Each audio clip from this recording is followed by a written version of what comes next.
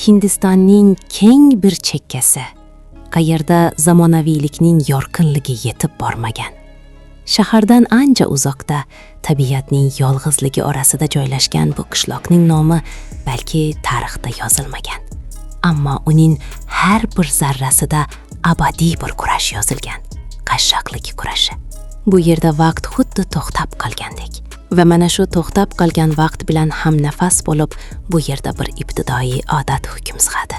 U insonlarning zaifligidan foydalanadi va o'sha zaiflikdan foydalanib, bu yerda o'z saltanatini qurgan kishining ismi Santosh Kumar. Santosh Kumar qishloq ahli uchun bir vaqtning o'zida xudo va devdir. Yuzidagi katta mo'ylovlar uning shafqatsizligini yanada dahshatli qiladi. Tashqi ko'rinishda u qishloqning xayrixohi. U qashshoqlikdan qiynalgan odamlarga pul bilan yordam beradi.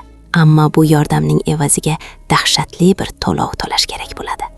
Qarzni o'z vaqtida to'lay olmasa, Santosh Kumar ularning yerlarini, uy-joylarini, hatto oila sha'ni va hurmatini tortib oladi.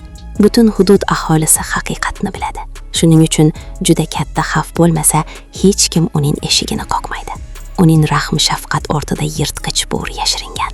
U jamiyatning eng zaiflarining go'shtini yulishga odatlangan. Bir necha kun oldin bo'lgan voqea.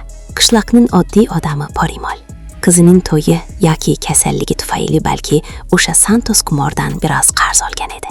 Kecha-yu kunduz mehnat qilsa ham u qarzni foizi bilan qaytara olmadi va o'shanda o'sha dahshatli zulmat yuz berdi. Qarzni to'lamaganlik jinoyati bilan Santosh Kumar o'z to'dasi bilan kelib, Parimolning 28 yoshli qizini olib ketdi. Bir ota, bir nochor odam faqat turib ko'rdi. Ko'z oldida qizining nomusi kim oshdi savdosiga qo'yilayotganini. 3 kundan keyin qiz qaytib kelganida uning ko'zlari bo'sh edi. Tanasida faqat jarohat izlari. Bir oy o'tgach yana bir la'nat. Parimolning qizi homilador bo'ldi. Qishloqning har bir havosida ularning xo'rlik hidi tarqaldi. Endi Parimolning ichidagi sabr tog'ini buzildi. U qaror qildi. Bu zulmatga qarshi kurashish kerak. Parimol yaqin joydagi politsiya uchastkasiga yugurdi. Santosh Kumarga qarshi zo'rlash, odam o'g'irlash va qiynoqqa solish ayblovlari bilan shikoyat qildi. Ammo foyda bo'lmadi. Uchastkada sovuq bir sukunat hukm surdi. Sababi juda oddiy edi. Santosh Kumarning qarzi nafaqat qishloqning kambag'allariga edi. Uchastkadagi har bir politsiya xodimining cho'ntagiga ham uning xayr pullari tushardi. Shikoyat qabul qilinmadi. Aksincha Parimolni so'kib haydab yuborishdi. Ammo Parimol taslim bo'lishni istamadi. Qiziga qaray olmasdi. Bu xo'rlikka chiday olmay, u qo'shni shaharga yugurdi. Shahar politsiyasi adolat berar deb o'yladi. U yerda ham xuddi shunday manzara. Shahar politsiyasi ham uning shikoyatini qabul qilishdan bosh tortdi. Santosh Kumarning kuchi faqat qishloq bilan chegaralanib qolmagan. Uning ildizlari ancha chuqur edi. Umidsiz Parimol shahar ko'chasida yo'l chetida o'tirib, osmonga qo'l ko'tarib, Xudodan yordam so'rayotgan edi. O'sha paytda taqdir uning chaqirigiga javob berganday bo'ldi. O'sha kuni o'sha politsiya uchastkasiga yuqori martabali ofitser Aditi kelgan edi. Aditi Parimolni yig'layotganini ko'rib, mashinadan tushdi. Uning qat'iy professional ko'zlari bu yig'ning ortidagi haqiqatni qidirdi. Parimoldan hammasini eshitgach, Aditining yuzi qotib qoldi. Ko'z oldidagi bu adolatsizlikni ko'rib, uning IPS qoni qaynab ketdi. U bu muammoni hal qilishga qaror qildi. Qonun yo'li bilan yurilsa, bu yerda adolat topish qiyin edi, chunki butun tizim buzilgan edi. Shuning uchun Aditi niqob kiyishga qaror qildi. U Parimoldan qishloqqa keldi. O'zini Parimolning ukasining qizi deb tanishtirdi. Shahardan kelgan bir qarindosh. Ammo qishloqning havosi juda sirli. Bu xabar tezda Santosh Kumarning qulog'iga yetib bordi. U yangi ovga tayyorlandi. Ertasi kuni ertalab quyosh hali jaziramas edi, ammo qishloqdagi qizg'inlik avjida edi. Santosh Kumar o'zining yo'llanma odamlari bilan to'g'ri Parimolning eshigiga keldi. Maqsad qarzni undirish. Parimol, mening pulimni ber yoki bera olmasang, uy-joyingni tashlab ket. Parimol qaltirab uydan chiqdi. Menda yo'q, Takur, biroz vaqt ber, deb yalinardi. Aynan o'sha paytda uy ichidan Aditi chiqdi. Shahar kiyimida, kalta shorti va jinsi shimi bilan qishloq uchun mutlaqo noodatiy. Oq, o'ziga ishongan yuzi go'yo shaharning bir yorqinligini bu vayrona hovliga olib kelgandek edi. Santosh Kumarning ko'zlari bu manzaraga yopishib qoldi. Uning yirtqich instinkti uyg'ondi. Parimolning hovlisida qizg'inlik avjida edi. Bir tomonda qarzdor Santosh Kumar, bir tomondan nochor Porimolning yalinishi. Ammo Santos Kumorning ko'zlari qarz pulda emas, balki Aditida edi. Uning qalbida yangi bir jirkanch istak tug'ildi. Santos Kumor tishini tishiga qo'yib Porimolga dedi: "Sening pul to'lashga qurbing yo'q, Porimol. Ammo ukangning bu qizi shaharning narsasiga o'xshaydi. Buni olib ketsam, qarzing o'tadi.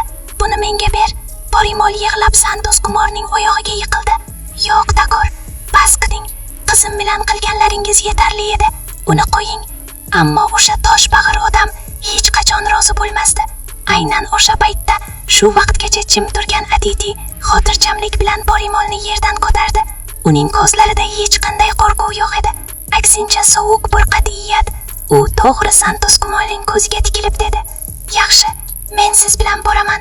Amagimning qarz yukini o'z zimmamga olaman. Qani, meni olib keting." Santos Kumor xursandligidan nima qilishini bilmay qoldi. Go'yo u katta jekpotni yutgandek edi. U o'zi to'rga tushayotganini sezmadi. Aditi go'yo o'lim farishtasining xabarini olib kelgandek edi. Aditi Santos Kumorning katta hovlisiga keldi. Qishloq qashshoq bo'lsa-da, uning bu hovlisi go'yo bir yashirin xazina edi. Tashqi ko'rinishi eskirgan bo'lsa-da, ichkarida uning zo'ravonliklari va noqonuniy pullarining izlari aniq edi. Aditi bilar edi, bu hovli uning tuzog'i va o'zi esa o'sha tuzoqda qo'yilgan o'lja edi. Kun bo'yi Aditi hovli muhitini kuzatdi. Santos Kumorning harakatlari, uning yollanma odamlarining joylashuvi, uning pul hisob-kitob qiladigan joyi, hammasi uning o'tkir IPS ko'zlarida xaritalandi. U har bir daqiqada esladi. U endi Porimolning qarindoshi emas. U adolat uchun kelgan burchiga sadoqatli bir ofitser. Tun chuqurlashdi. Faqat bir lahza kutish qoldi. Bir lahzalik xato yoki imkoniyat uning missiyasini muvaffaqiyatli yoki muvaffaqiyatsiz qilishi mumkin edi. Bu tomonda xonada Aditi tayyor. U nafaqat o'zini himoya qilish uchun, balki butun qishloqning xo'rlik hisobini olish uchun kelgan edi.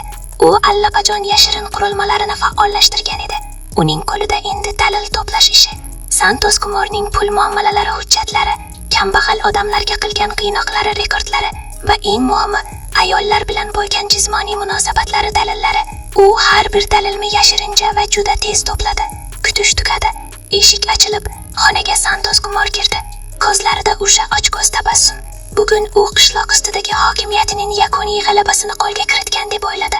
Qo'lida sharob qadahi bilan u to'g'ri Aditiga yaqinlashdi. Santos Kumor noodatiy ovozda: "Kel go'zal, mening karavottimga kel. Amagingning qarzini bugun sen to'la."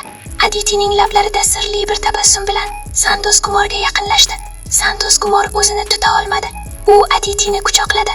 Aynan o'sha hal qiluvchi daqiqada Aditi o'zining professional tayyorgarligini ishga soldi.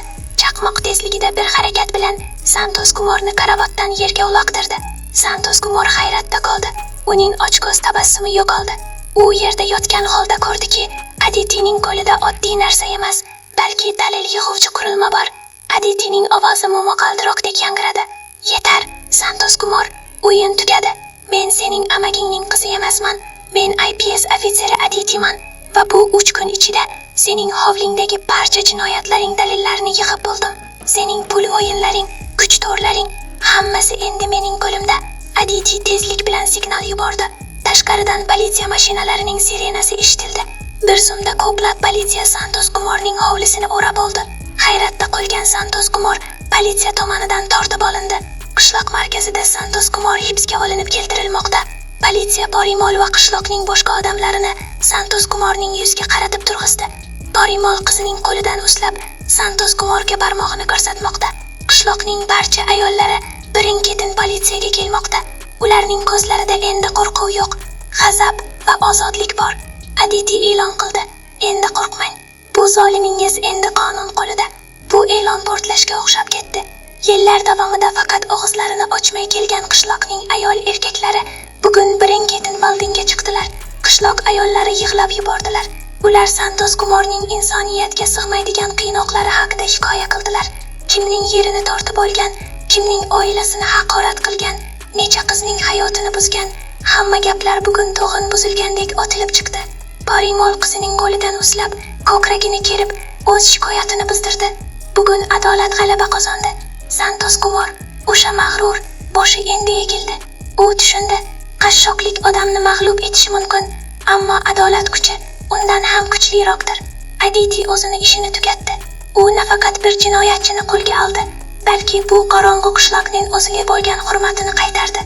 Bu hikoya shuni isbotlaydiki, korrupsiyaning ildizlari qanchalik chuqur bo'lmasin, bir halol ofitser va xalqning birlashgan kuchi uni yer bilan yakson qila oladi.